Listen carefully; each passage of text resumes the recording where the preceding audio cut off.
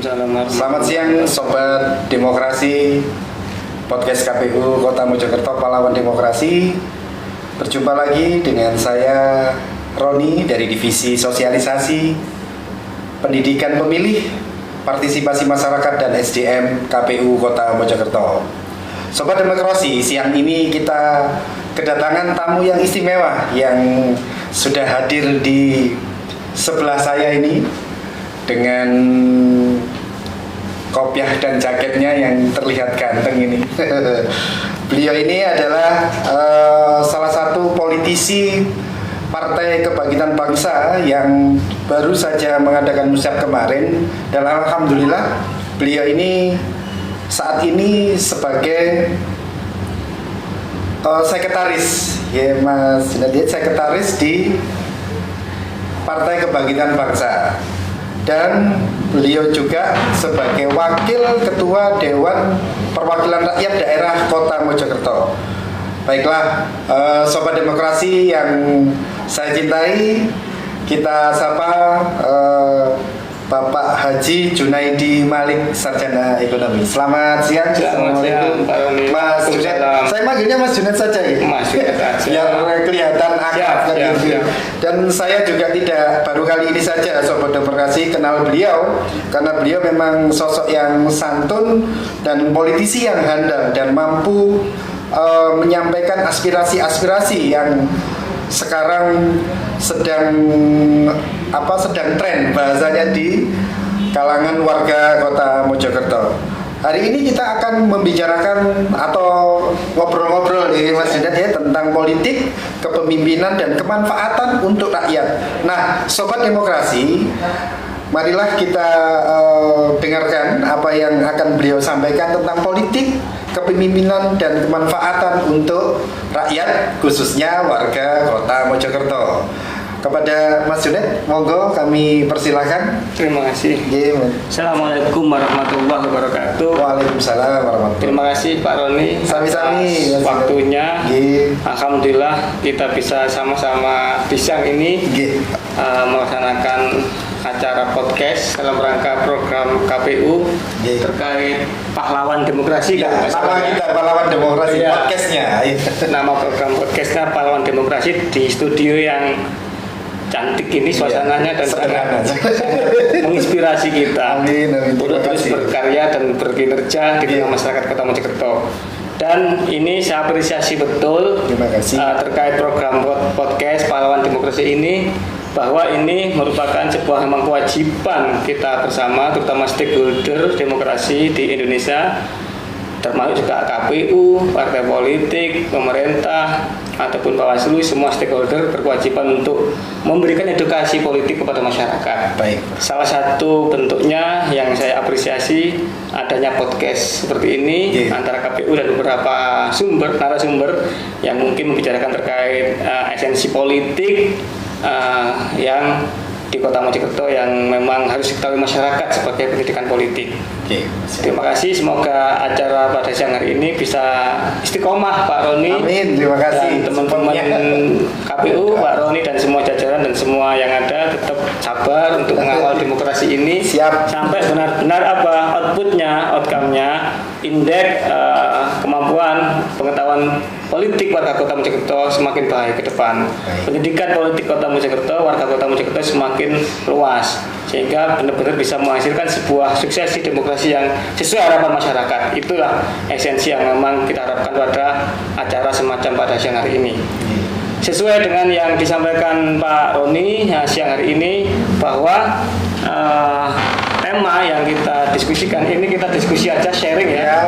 Saya juga sama, masih banyak perlu belajar dengan siapapun, termasuk dengan panjenengan selaku penyelenggara pemilu di sisi KPU-nya, maupun dengan siapapun pemirsa yang mungkin mengikuti acara live hari ini di kanalnya KPU Kota. Kita sama-sama belajar bersama untuk memaknai demokrasi, sehingga pendidikan politik ini benar-benar bisa menjadi sebuah ajang untuk kita jadikan pembelajaran bersama, sehingga outputnya tadi itu benar-benar menghasilkan sebuah output demokrasi yang diharapkan masyarakat. Terkait bicara politik, secara umum kita mungkin semua sudah mengetahui secara umum umum politik itu kan sebuah alat atau sebuah sistem bagaimana kita mengelola sebuah negara atau daerah. Kalau di Kota Mojokerto kan pemerintah daerah, sistem yang mana sebuah alat atau sistem irama untuk mengelola pemerintah daerah, khususnya Kota Mojokerto di tempat kita ini dengan tujuan apa? Untuk memberikan sebuah kebaikan bagi masyarakat Kota Mojokerto, sehingga politik tidak lepas dari sebuah sentuhan-sentuhan bagaimana manajemen pengelolaan menghasilkan kebijakan yang pro rakyat untuk Kota Mojokerto, untuk warga Kota Mojokerto di semua aspek bidang. Itu sekilas terkait masalah arti politik secara umum. Secara berbagai macam pandangan pakar memang banyak hal, cuma secara umum seperti itu. Jadi politik ini merupakan sebuah proses panjang sebenarnya yang harus diadakan.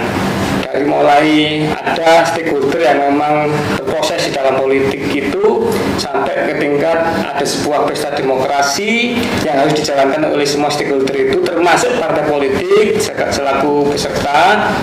Dan disitulah proses itu menghasilkan sebuah kepemimpinan. Politik mengharapkan menghasilkan sebuah kepemimpinan. Kepemimpinan yang bagaimana? Yang sesuai harapan masyarakat. Karena di era demokrasi terbuka hari ini kan kita mengikuti pemilihan langsung dengan sistem pemilihan langsung. Harapannya disitulah momen dan kesempatan masyarakat untuk bisa menentukan hak pilihnya dalam pesta demokrasi dalam setiap tingkatan apapun, agar benar-benar menghasilkan sebuah calon pemimpin yang sesuai dengan harapan masyarakat, baik untuk pileg maupun pilkada maupun pilpres.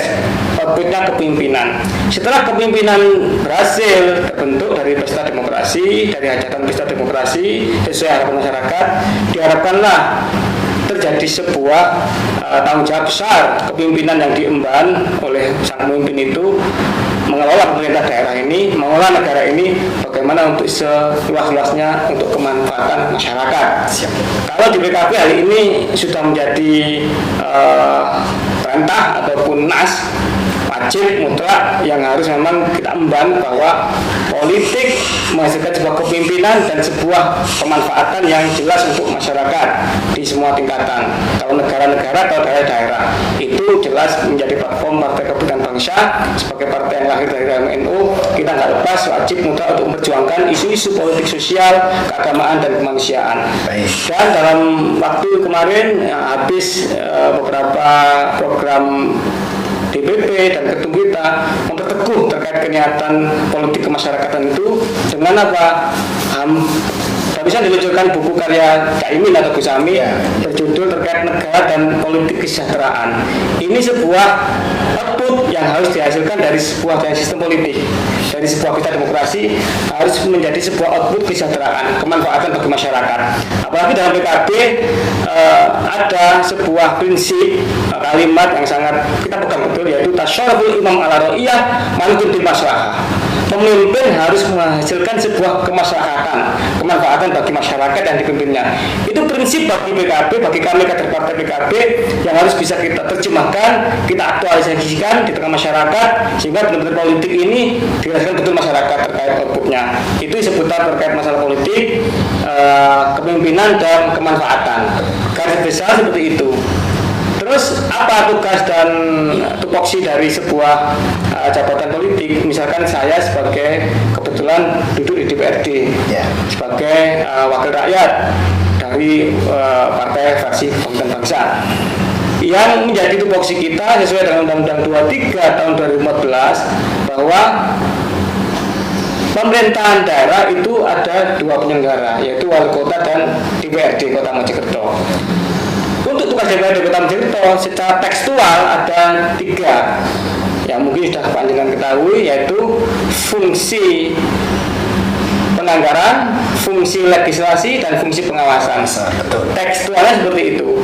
Secara singkat, fungsi penganggaran tugas kita adalah membahas rancangan APBD yang disodorkan oleh pemerintah kota untuk kita tetapkan menjadi sebuah APBD yang akan kita jalankan di tahun yang akan datang.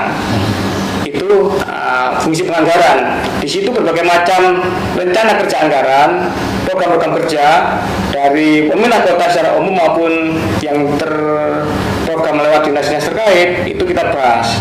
bersama secara program kegiatan maupun terkait masalah rasionalisasi anggaran, dan sampai ke tingkat kita pastikan bagaimana anggaran itu outcome-nya bisa benar-benar terasa masyarakat, manfaat hasil penganggaran itu. Misalkan pembangunan, bagaimana pembangunan itu bisa terasa di masyarakat betul sehingga tepat sasaran. Itulah fungsi penganggaran. Kita ada di situ untuk mengawal kebijakan anggaran. Secara politik pasti saya selaku wakil rakyat DPRD ini memprioritaskan bagaimana anggaran kota ini benar-benar bisa berpihak yang seluas mungkin untuk kepentingan rakyat. Karena pada prinsipnya adalah uang daerah, uang negara itu uang rakyat. Sehingga sebesar-besarnya kepentingan untuk rakyat itu harus benar-benar diakomodir. Makanya pembangunan yang efektif menurut saya adalah pembangunan yang berbasis dari masyarakat, yang merupakan partisipatif masyarakat. Ada beberapa sumber memang dalam perencanaan pembangunan. Ada sumber dari musyawarah kelurahan atau eksekutif yang itu bottom up. Ada sumber acara reses dari kami DPRD yang itu ketemu dengan berbagai macam tokoh elemen masyarakat. Kita dialog interaktif, kita minta masukan-masukan, itu reses. Kita juga menampung aspirasi terkait masukan-masukan pembangunan. Ada juga program-program memang renca dari UPD maupun dari kebijakan top down wali kota. Itu semua sumber perencanaan pembangunan. Kami mengawal betul bagaimana perencanaan program kegiatan anggaran itu benar-benar berpihak pada kepentingan rakyat, terutama kepentingan yang fundamental, pelayanan dasar, pendidikan, kesehatan, ekonomi kerakyatan, maupun terkait sarana prasarana yang memang menunjang untuk kelancaran di wilayah-wilayah lingkungan. Kita pembangunan tidak cukup hanya di permukaan, lingkungan juga masih banyak PR yang perlu kita benahi. Termasuk juga pembangunan non fisik, sumber daya manusia, bagaimana peningkatan pendidikan, bagaimana peningkatan kualitas kesehatan, bagaimana ekonomi kerakyatan, bagaimana infrastruktur menuju ke penguatan ekonomi kerakyatan. Itu semua politik anggaran yang memang harus kita kawal dan menjadi prinsip perjuangan kami. Itu soal fungsi penganggaran. Fungsi legislasi itu berarti kan kita membahas bersama dengan eksekutif untuk merumuskan sebuah produk legislasi. Fungsi penganggaran tadi setelah kita bahas, terus nanti kan tahapan berikutnya kan kita sahkan menjadi sebuah perda. Jadi itu fungsi legislasi. Perda terkait APBD. Ada juga perda terkait sifatnya yang mengatur masyarakat secara umum. Perda ketertiban, perda ekonomi kerakyatan, perda pendidikan dan sebagainya. Itu fungsi kami. Membahas dengan eksekutif untuk menggodok, merumuskan perencanaan regulasi berbentuk perda yang kita sahkan bersama terkait kepentingan masyarakat. Itu fungsi terkait legislasi. Fungsi pengawasan apa? Fungsi pengawasan ini dari serangkaian program kebijakan anggaran yang sudah kita perdakan berupa perda APBD maupun perda-perda yang lainnya, inilah yang kita awasi. Apakah pemerintah kota atau eksekutif dalam hal ini yang memang eksekutor pelaksana program bisa menjalankan sesuai yang kita sepakati bersama dalam pembahasan itu, baik kebijakan anggaran maupun aspek regulasinya. Kalau pemerintah kota, selaku eksekutif, wali kota dan jajarannya bisa melaksanakan sesuai dengan apa yang kita sepakati dalam pembahasan secara program kegiatan maupun prosedur pelaksanaan, insya Allah akan tepat sasaran. Outputnya pasti akan terasa masyarakat. Tapi kalau apa yang sudah kita rancang bagus di anggaran, di perda, terus pelaksanaannya nggak sesuai dengan apa yang kita sepakati dalam rancangan dokumen, pasti banyak persoalan muncul di masyarakat. Yang paling banyak kan ketidakmaksimalan program, misalkan pembangunan, ketidakmaksimalan layanan dan sebagainya. Inilah di tingkat itu eksekutif benar-benar harus bisa komitmen untuk melaksanakan program-program kebijakan-kebijakan yang sudah kita bahas bersama itu. Kami fungsinya mengawasi itu, fungsi pengawasan, fungsi kontrol. Itu sekilas terkait masalah fungsi DPRD secara tekstual. Tapi yang paling penting yang sering tidak kita sadari, wakil rakyat ini fungsinya mohon maaf tidak hanya yang ada di kelembagaan, tapi kan tekstual kelembagaan. Ada sebuah jadwal resmi, ritme rutin tahunan kita bahas seperti itu, menghasilkan dokumen-dokumen perencanaan itu ya dan regulasi. Tapi yang paling penting adalah yang kadang kita DPRD ini keseharian ini yang memang perlu menjadi PR untuk kita optimalkan peran fungsi kita. Kalau tekstual jelas, semua terlembaga, semua ada schedule-nya, semua ada program rutinnya tiap tahun. Yang kontekstual, yang aktual ini yang harus memang kita perankan dengan masyarakat. Karena kontekstual, aktual ini sifatnya sudah dinamis. Keseharian masyarakat yang harus kita punya telinga ini, punya mata ini sebagai wakil rakyat, sebagai amanah rakyat, harus memang mendengarkan. Maaf, kalau saya bicara itu seperti ini mungkin. Ya. Ini memang yang dari masyarakat. Ya. DPRD secara kontekstual, Ya. secara aktual, keseharian. Kita sebagai telinga, sebagai mata di tengah mereka sudah mandatkan suaranya kepada kita, milik kita, untuk mewakili mereka. Betul sekali. Sejauh mana kita bisa merankan di tengah masyarakat dalam keseharian, yang itu kadang nggak tekstual, yang itu kadang nggak terprogram, yang itu kadang tidak terencana, tidak terlembaga, karena keseharian kita itu irama antara kita dengan masyarakat. Pola yang harus kita bangun agar kita peka dan tahu dan bisa berperan. Memang pola yang harus kita bangun. Seperti saya kebetulan dari awal periode sejak tahun 2009 sampai hari ini, khusus aktual dan aktualisasinya saya mencoba membangun pola-pola komunikasi dengan masyarakat, dengan unsur masyarakat, berbagai elemen. Saya berusaha bagaimana masyarakat tidak sulit untuk mengakses keberadaan saya, fungsi saya secara keseharian. Apalagi zaman sekarang sudah canggih, IT, teknologi, medsos banyak. Kita sangat mudah kok menciptakan kanal-kanal yang bisa menjadi wadah untuk menjembatani antara masyarakat dengan kita.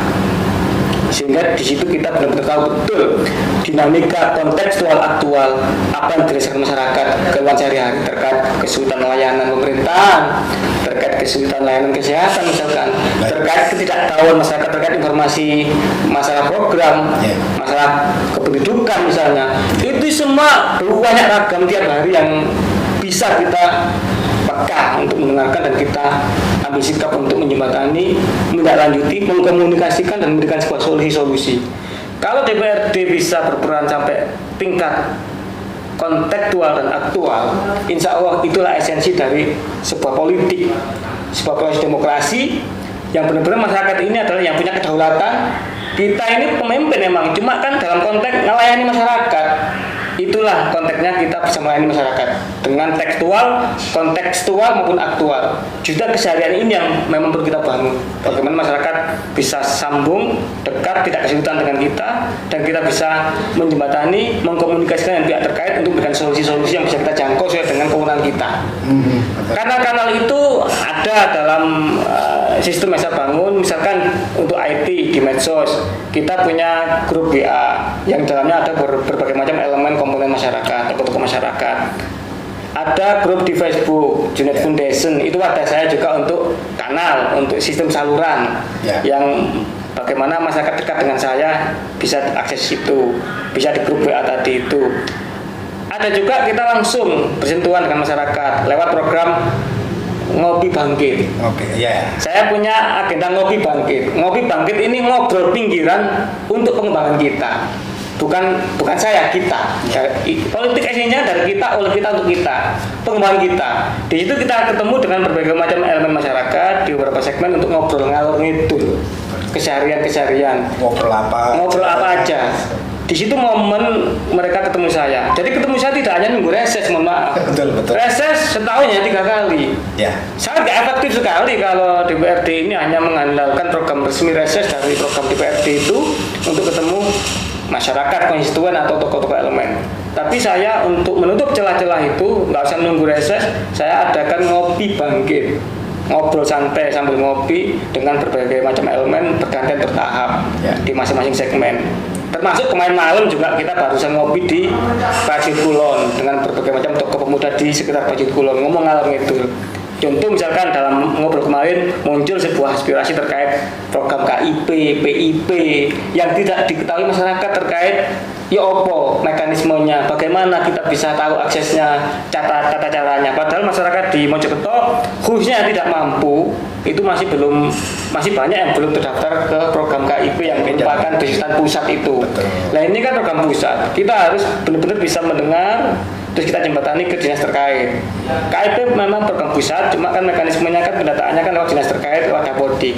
Jadi begitu ada ketentuan, kenapa saya nggak dapat, padahal ini anak yatim dan sebagainya, langsung tadi alhamdulillah kita koordinasi dengan Pak Amin, Kepala Dispendik, sangat responsif Pak Amin, langsung membantu kita berikan sebuah penelusuran check and recheck sehingga ditemukan kendalanya, terus kita sampaikan ke masyarakat ini kendalanya, mohon segera disiapkan. Itu contoh aja yang bisa kita himpun, yang bisa kita dengar saat kita ngopi informal, tidak hanya nunggu reses. Itu ngopi informal. Keseharian kita dalam sehari-hari ketemu dengan siapapun, kita bisa fungsikan untuk kita juga interaksi. Artinya dalam konteks ruang apapun, dalam waktu apapun, silakan masyarakat kota bisa untuk komunikasi pada saya pribadi, karena saya ini wakil panjenengan. Tugas saya memang untuk menghimpun, mendengar, dan mencoba untuk memberikan sebuah solusi terkait bagaimana jalan keluar yang memang dialami, baik persoalan insidentil langsung yang bisa kita tangani, maupun yang usulan pembangunan yang harus kita kawal lewat usulan perencanaan pokir yang nanti di Museum Kota kita kawal menjadi AWD untuk dilaksanakan terkait pembangunan. Itu sekilas terkait memang esensi dari politik manusia, politik kemanfaatan dan sebuah kemanfaatan. Baik. Politik kepemimpinan dan kemanfaatan. Mungkin seperti itu Pak Roni sekilas. Mohon maaf kalau ada yang kurang. Inilah pemahaman saya terkait politik, walaupun masih banyak kekurangan. Yang jelas kami komitmen bahwa politik untuk rakyat itu komitmen, dan PKB membela untuk rakyat itu komitmen. Ya, ini sekuatnya. Cukup menarik sekali Pak Junet. Terima kasih. Ini saya tadi sudah saya kosongkan, memang saya istilahnya pikiran saya kosongkan ketika panjenengan bicara ini langsung penuh ini saya begitu ya. Sama-sama ini bukan. Akhirnya saya sendiri sebagai di KPU ini pun belum seberapa kan begitu ya, karena kan saya hitungannya baru kan ya, beda dengan 3 teman-teman saya yang lain ya Pak Junet. Dan ini cukup, kalau bahasa anak sekarang ini aktual, jenengan ini cukup akrobatik dan sangat efisien begitu tadi. Dan itu akhirnya muncul beberapa masukan dari warga ya, bahasanya kita warga. Itu mungkin saya boleh menegaskan lagi, akses ke jenengan tadi apa? Ada grup WA. Grup WA itu namanya Bolo Dewe. Terus di grup Facebook ada Junet Foundation. Junet Foundation itu bisa langsung akses ya teman-teman. Iya, di Facebook silakan ketik akun, namanya akun ya. Junet Foundation pasti muncul grup itu. Muncul terus gabung, terus tinggal menyampaikan begitu apa-apa bisa masuk, monggo kita terbuka, itu karena saya. Ya, langsung ketemu dengan masyarakat secara informal, ngopi bangkit tadi itu. Nah, itu tadi ya bisa diakses juga. Terus selebihnya monggo masyarakat bisa capri langsung. Nomor saya pasti saya buka ke semua masyarakat di saat ketemu dalam forum ataupun yang minta saya buka, nggak ada nomor rahasia. Ini semua nomor yang memang harus bisa diketahui masyarakat karena kita wakil rakyat. Betul. Inilah yang mau kita bangun, bahwa kita berusaha membangun sistem agar kita mudah masyarakat mengakses kita, karena esensi dari tugas kita adalah itu, mendengar masyarakat dan memberikan solusi. Ya, karena sebagai wakil rakyat harus menyerap aspirasi. Tidak hanya tekstual gitu. Tidak hanya tekstual. Begitulah kira-kira Sobat Demokrasi. Tadi sudah dijelaskan semuanya dengan Mas Junet ini, karena saya manggilnya Mas karena masih muda, tapi ternyata jangkauan aktualisasi program-program yang beliau serap dari masyarakat ini cukup efisien dengan teknik-teknik beliau yang sudah lakukan kan gitu ya. Mungkin satu lagi ya saya boleh. Ini Mas Junet, kira-kira dengan tekstual tadi yang sudah panjenengan laksanakan, termasuk dari fungsi pengawasan, fungsi anggaran, juga fungsi legislasi ya. Ini yang mungkin yang sering ada perbedaan enggak itu yang sering muncul kan begitu ya. Ada perbedaan enggak dengan tugas jenengan tugas wakil rakyat, jadi jenengan wakil rakyat sebagai tekstual tadi dengan aktual, artinya ada enggak? Maksudnya perbedaannya begitu loh, maksud saya itu perbedaannya ada nggak kan begitu ya. Ketika itu, nah kalau pastinya saya yakin ada, tapi seberapa jauh kan itu. Artinya dengan tekstual ini sudah saya laksanakan, tapi kok di warga ketika saya lewat medsos, panjenengan tadi maksud saya lewat ngopi bangkit itu loh, kok CJ kan begitu ya. Mungkin ada, dan itu panjenengan bagaimana cara mengatasinya kan begitu Mas Junet. Monggo barangkali pencerahan buat Sobat Demokrasi ini. Jadi secara tekstual atau memang tupoksi yang sudah terlembaga ya, secara regulasi dan juknis yang ada maupun dalam keseharian kita dalam akhirnya di kantor, fungsi kontrol, fungsi pengawasan inilah yang menjadi sebuah benteng terakhir kita untuk menunjukkan peran kita tengah masyarakat. Karena antara yang sudah kita bahas dalam pembahasan perencanaan dokumen anggaran kegiatan yang sudah berupa APBD itu maupun terkait perda-perda yang sudah kita buat itu begitu aktualisasinya, kontekstualnya, ya mohon maaf ya tidak sedikit dan tidak sesuai dengan harapan masyarakat. Berarti ada Antara rencana program idealnya dengan realnya pelaksanaannya ya banyak, nggak sedikit yang jauh dari harapan masyarakat. Disitulah fungsi kontrol kita. Banyak hal. Misalkan contoh saja terkait masalah program tadi itu KIP, program kesehatan gratis PBID Kota Mojokerto. Ini kan kota sudah mengikuti menganut total coverage karena kemampuan kota untuk bisa menggratiskan warga Kota Mojokerto terkait kesehatan untuk KIS gratis yang penting mau kelas 3. Ya. Apalagi kita juga sudah kunci dengan Perda. Sudah kita inisiasi Perda jaminan sosial daerah. Di Perda itu dua hal yang penting, yaitu bagaimana pemerintah kota itu memikirkan jaminan kesehatan untuk warga Kota Mojokerto. Yang penting mau kelas 3 bisa dimasukkan program bantuan iuran daerah pemerintah kota. Tadi itu sudah ya. Yang sudah penting masuk kelas 3. Terus bagi program ketenagakerjaan bagi RT RW kita berikan sebuah program jaminan kecelakaan dan jaminan kecelakaan dan jaminan kematian. Itu program jaminan di Perda jaminan sosial daerah. Pelaksanaannya bagaimana pelaksanaannya? Contoh ini. Banyak warga kota yang secara fisik, secara keberadaan itu di bawah rata-rata. Tapi ya mereka tidak terakses program KIS PPI di kota. Nah ini kan mohon maaf, yang salah apanya? Itu yang perlu kita kontrol, kita awasi. Apakah program ini nggak disosialisasi oleh eksekutif? Apakah sistem pendataannya memang tidak sesuai harapan kita bahwa program ini memang bisa diakses masyarakat, yang penting mau kelas 3 bisa gratis. Sosialisasi harusnya kan ke kelurahan bisa menyisir koordinasi lewat RW RT dengan sinergitas dengan puskesmas selaku memang OPD terkait Dinkes. Ini semuanya harusnya selesai. Tidak usah tiap tahun itu muncul ini belum punya kartu KIS padahal nggak mampu. Di saat dia sakit kesulitan terus pembiayaan baru kita harus jembatani. Harusnya sudah selesai. Kalau sudah komitmen program kesehatan total coverage untuk warga kota, yang penting mau kelas 3 bisa diikutkan program bantuan PBID KIS, yang penting mau kelas 3 harusnya kan sudah selesai final. Apa sulitnya pendataan? Tapi sampai sekarang masih ada itu. Masih ada. Yang artinya warga kota masih ada. Belum bisa dari dinamika aspirasi yang selama ini yang paling sering ya memang itu. Ini mungkin bagian dari politik juga. Iya, ada telepon masuk, ada WA masuk ke grup WA tadi itu, ada yang ke Facebook grup foundation itu terkait warga yang kurang mampu butuh penanganan kesehatan karena sakit ternyata belum punya KIS, padahal kurang mampu. Ini kan PR. Harusnya kan tidak usah terus tercecer seperti itu. Ini kan semua ada caranya, pendataan dan sebagainya. Kalau udah komitmen, kembali lagi ini semua komitmen lah. Eksekutif itu kan kita tuntut komitmen itu, bagaimana pelaksanaan program yang sudah kita canangkan bersama, laksanakan dengan maksimal. Betul. Sesuai dengan amanah yang kita sepakati. Outputnya benar-benar sampai ke bawah itu sesuai dengan target sasaran. Kalau memang setelah sosialisasi, setelah pendataan lewat RT RW misalkan warga itu menginginkan kartu KIS kota yang program kelas 3 itu, ya silakan, terbuka, harus komitmen dijalankan. Wong memang kan ada Perda ada, kenapa enggak? Tapi hari ini tercecer, tiap tahun masih ada persoalan-persoalan seperti itu, masih ada. Tapi selalu bisa diatasi. Bisa kita atasi sepanjang memang komitmen ini benar-benar memang kita tunjukkan ke masyarakat.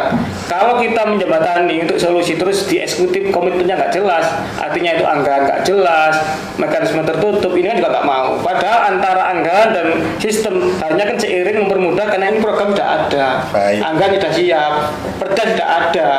Tidak ada alasan apapun yang tidak bisa. Alasan apapun, anggaran terbatas, perbaruan data, sebagainya, tidak ada alasan. Pokoknya konteks program KIS gratis yang penting mau kelas 3 harusnya tetap bisa ditampung oleh pemerintah kota lewat program PPID.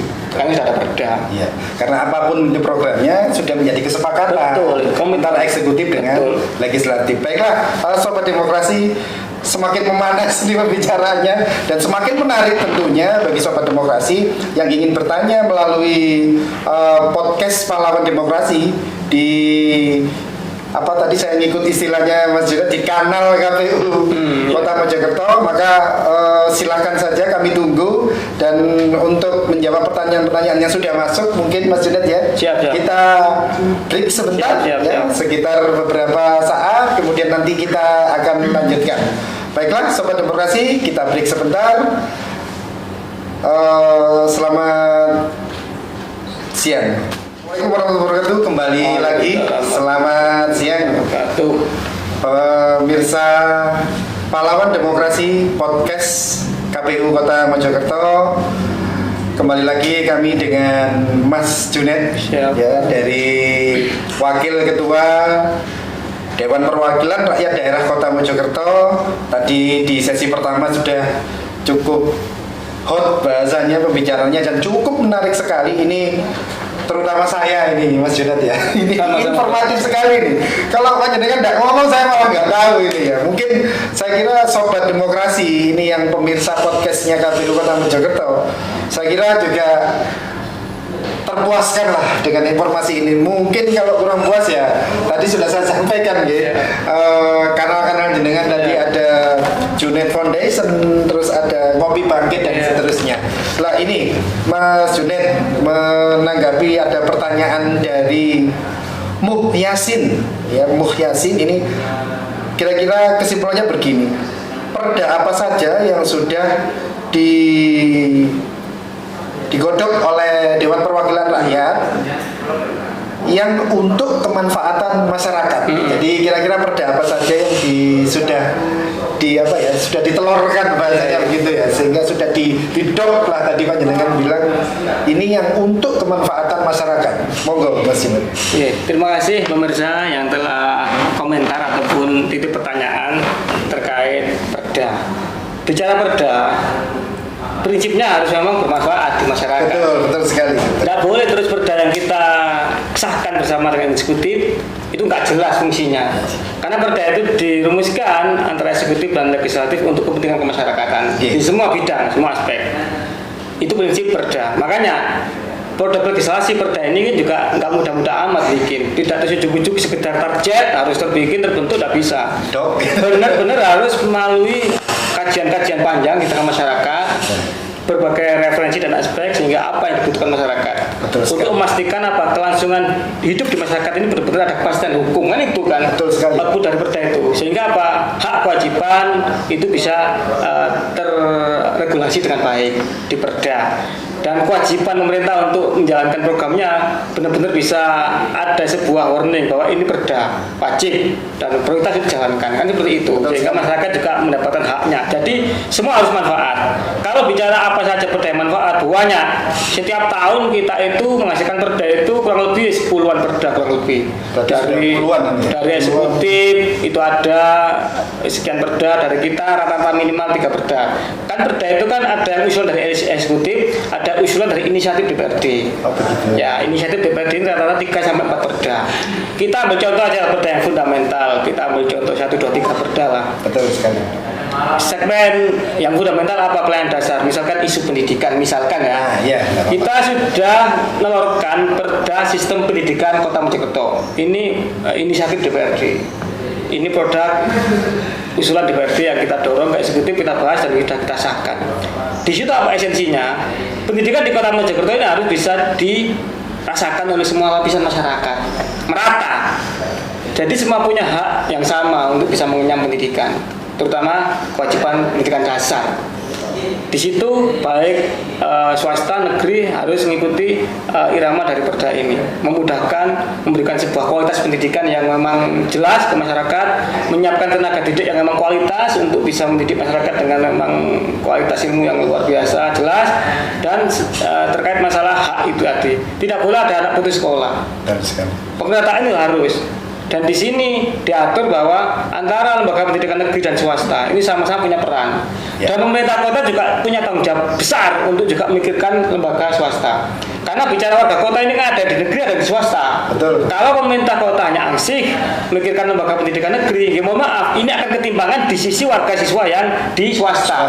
Makanya perda ini juga mengatur bagaimana tanggung jawab pemerintah baik lembaga pendidikan negeri maupun swasta. Untuk apa? Biar output proses lembaga pendidikan ini benar-benar bisa dirasakan adil di tengah masyarakat, punya kualitas yang sama, punya sebuah fasilitas yang sama, punya tenaga didik yang juga kualitas yang sama. outputnya, ilmunya yang diterima masyarakat juga insya Allah sama harapan kita. Sehingga apa? Ini membangun SDM warga kota kita harapkan semua punya kesempatan yang sama terbangun. Karena ngomong SDM ngomong generasi berikutnya, ngomong kesejahteraan masa depan. Ini mutlak. Peta pendidikan, sistem pendidikan yang sudah mengatur itu semua memberikan sebuah keadilan bagi masyarakat. Tinggal memang PR-nya Pak Oni, prakteknya tadi itu. Nah, Hari ini juga memang tidak gampang kita ngawal itu. Betul sekali. Bahwa bagaimana lembaga swasta bisa hidup, lembaga pendidikan swasta bisa memberikan sarana yang sama, kualitas yang sama, sehingga anak didik menerima output yang sama, pemerataan. Ini kan juga PR. Itu contoh peta pendidikan yang saya kira juga sudah sangat luar biasa, menjadi sebuah terobosan untuk memberikan sebuah bagaimana program pendidikan di kota ini bisa adil, bisa dirasakan masyarakat, dan masyarakat bisa menerima kualitas yang sama. Ini harapan kita. Jadi semua nanti di situ itu dianggap semua sama terkait masalah sistem pendidikan ini. PR pemerintah di situ. Terkait teknis, bagaimana PR kita semua. Pemerintah daerah kan DPRD dan wali kota. Itu pendidikan. Jadi kesimpulannya harus semua bisa sekolah. Harus semua tidak ada kendala soal biaya. Tidak ada putus sekolah. Mohon maaf sampai hari ini masih banyak di lampu merah Sekarsari, pengamen yang usia pelajar. Udahlah, nggak usah munafik, nggak usah nutup mata. Kenyataan seperti itu. Nah ini kalau dikaitkan dengan peta pendidikan, kan sudah kontras sekali. Betul. Yang tadi saya tanyakan di awal itu kan. ya. Ini kan kontekstualnya, aktualnya memang PR kita bersama. Fungsi kontrol dewan ini yang memang harus menjadi benteng terakhir. Bagaimana eksekutif selaku pelaksana program ini benar-benar bisa menjalankan perda-perda itu. Baik. Ini yang peta pendidikan, peta ekonomi. Kita juga menyiapkan peta ekonomi kerakyatan. Ini kota kecil, tidak punya sumber daya alam. Kita hanya punya sumber daya manusia. Otomatis bagaimana majukan warga kota ini tidak bisa mengandalkan sumber daya alam. Yang bisa kita siapkan adalah membangun sumber daya manusia sehingga bisa terbangun sebuah ekonomi kerakyatan yang tangguh. PDRB kita kan yang paling banyak dari ekonomi kerakyatan, jasa perdagangan. Sehingga dengan infrastruktur sarana prasarana, dengan bantuan-bantuan penguatan ekonomi, harapan kami ini bisa membangun sebuah nilai ekonomi yang kuat untuk warga kota Mojokerto, sehingga tidak ada kesulitan akses ekonomi, baik lapangan pekerjaan maupun yang memang menciptakan lapangan pekerjaan secara swasta, maupun yang memang lapangan pekerjaan di industri. Jadi semua harus memang punya sebuah kepastian hukum bahwa semua dibuka oleh pemerintah kota terkait kemudahan ekonomi kerakyatan, sarana prasarana, fisik, penganggaran, modal kerja, akses pasar dan sebagainya, pembinaan, entertain, macam-macam. Itu semua yang kita harapkan di perda ekonomi kerakyatan. Sehingga kota ini harapan kami menjadi kota ekonomi kerakyatan. Karena apa? Faktor-faktornya mendukung. Warga kota banyak yang memang ekonomi kerakyatan UMKM. Kita nggak punya sumber daya alam, kita punya sumber daya manusia, dan warga kita banyak yang UMKM. Di situ harus hadir pemerintah, jadikan sebuah terobosan program, menjadikan solusi ekonomi kerakyatan mudah untuk masyarakat dan sejahtera ke depannya dengan program yang ada di pemerintah kota itu. Semua sudah terprogram dengan baik, komitmen dengan perda ekonomi kerakyatan. Harapan kita seperti itu perda ekonomi kerakyatan. Terus perda yang lain terkait masalah Kamtipmas itu juga sudah kita siapkan. Bagaimana ketertiban di kota Mojokerto yang hari ini mohon maaf semua orang tahu, nggak nutup mata juga. Puskesmas, pusat kesenangan mas-mas. Banyaknya karaoke, tempat hiburan malam yang menyalahgunakan fungsi izinnya.